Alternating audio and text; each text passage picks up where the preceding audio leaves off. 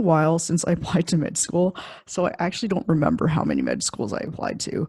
Um, I will say, I think the first time around it was probably around 13, and then the second time around I applied a lot more broadly, which was actually a good tip. Maybe closer to like 15 or 18. I will say, maybe Eli, you know what the average number is, but I feel that the application pool is getting more and more competitive, and more people are applying to more programs. So I would assume maybe the average is higher now. But what I factors I considered are certainly, I think the first thing you want to do is consider your competitiveness, location, your GPA and MCAT scores and extracurriculars, and sort of your whole package as an application, and then decide, I think it's a really important question to think, do I want to apply to MD programs, DO programs? Am I willing to go to a Caribbean school or even abroad to learn medicine, or even go to a PA school, or,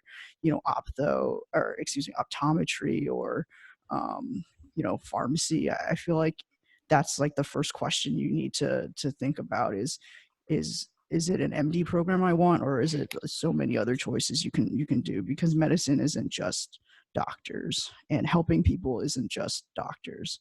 Right. Um, and then in terms of sort of last minute tips and suggestions, sort of continuing on the same flavor and theme I was talking about, make sure, do a little bit of soul searching, make sure 110% that you want to pursue medicine, because I think it is a prestigious field, and, good job prospects and whatnot. But if it's because, your parents are pushing you, or you have some sort of other pressure to do it, and it's not coming from sort of yourself, it could be difficult down the line, because medicine, you will sort of inevitably come with challenges.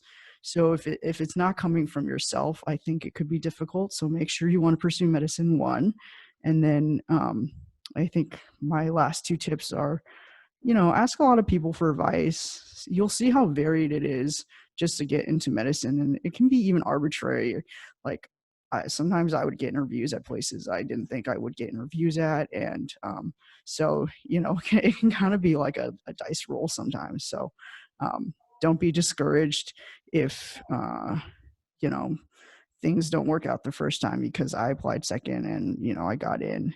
And I think the last thing, it's really silly, but I think because it's so competitive nowadays, I would recommend, try your very best to score as high as you can on um, like the MCAT, because I mean, unfortunately, there's no correlation with scoring well on the exams and your ability to be a good physician in the future. But I think from sort of what I've heard and anecdotally, that's just like one thing. If you do well on it, can help quite a lot. But I mean, if you do poorly, it's not gonna um, it's not gonna hurt you completely. But I think I've heard the people who score incredibly well on those things just find it a little bit easier.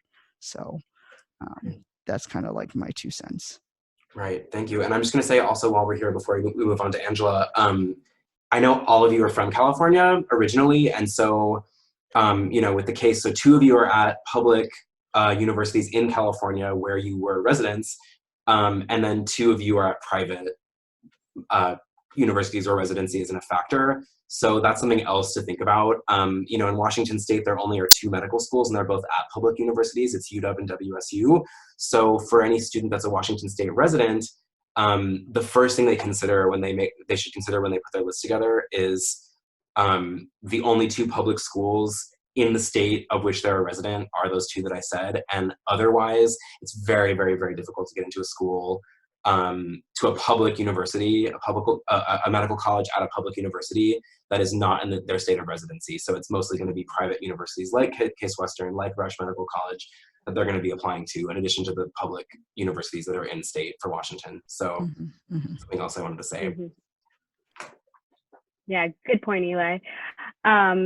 So I guess going from how many schools I applied to, I don't quite remember, but I think it was at around 35 schools.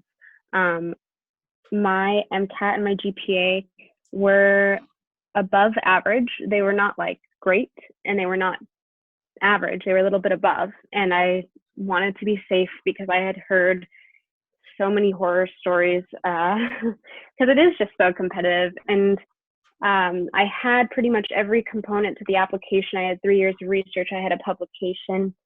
I had volunteer work. I had, all those things. And I ended up only getting 4 interviews from 36 as an above average numbers wise. If I had, maybe if I had done better on the MCAT, that would have helped. But there is, I think, a lot of randomness to the application process and who picks up your application and kind of what they're looking for and how they build their class.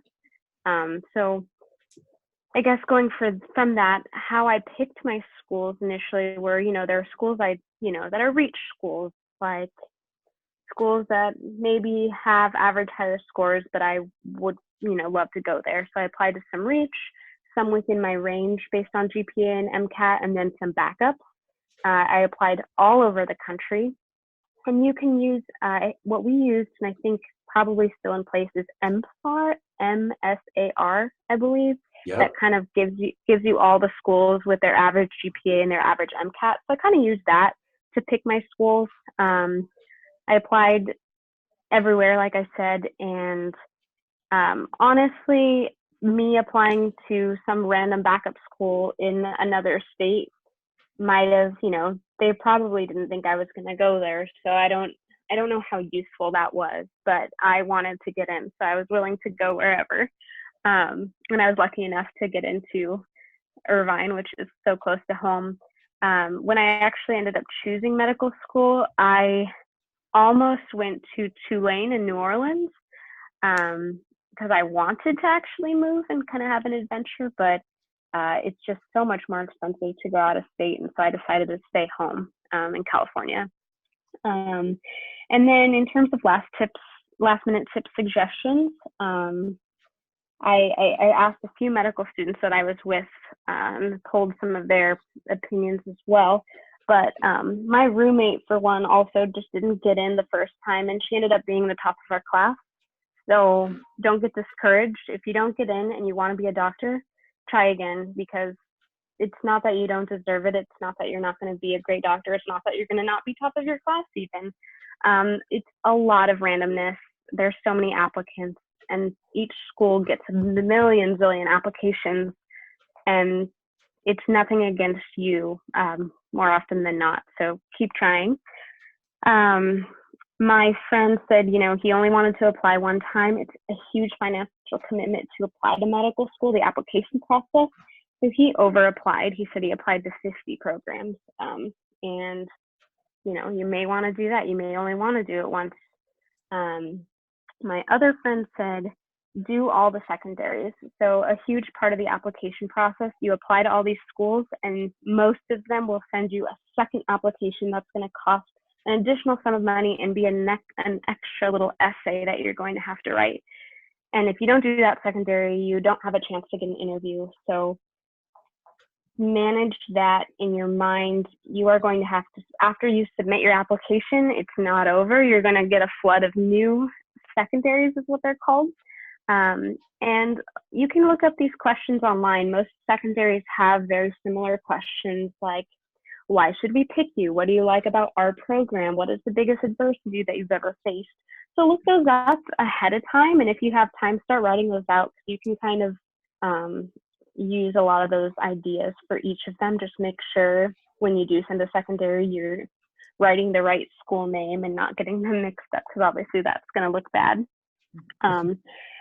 And then my last bit of advice, my friend is on the admissions committee at our school, so he actually knows a ton about this process, specifically for my school. But, and I guess this is not supposed to be, common knowledge, but the way a lot of schools do it, and I think for residency too, is you get a score based on your application. And components of that score are community service, research, academics, clinical experience, personal qualities, personal statements, and that score gets added up, and then you kind of get voted on by an entire committee.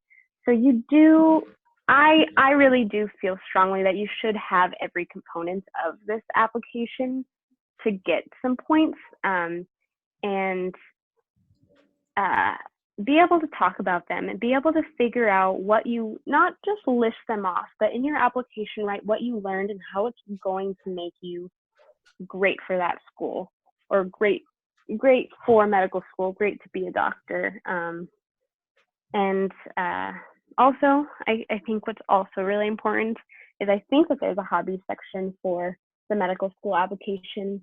Ultimately, in your interview, once you get to that place, they are wanting to see, are you someone that's normal? Are you relaxed? Are you somebody that has interests outside of medicine, that has interesting things to talk about when you're working together? Are you easy to work with?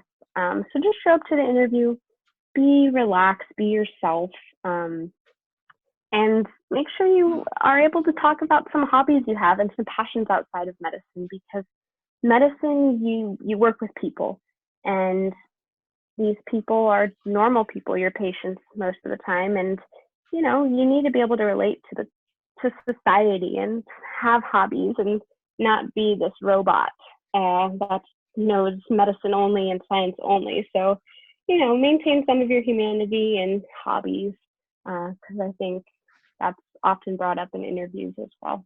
Sorry, that's a lot of stuff, but good luck.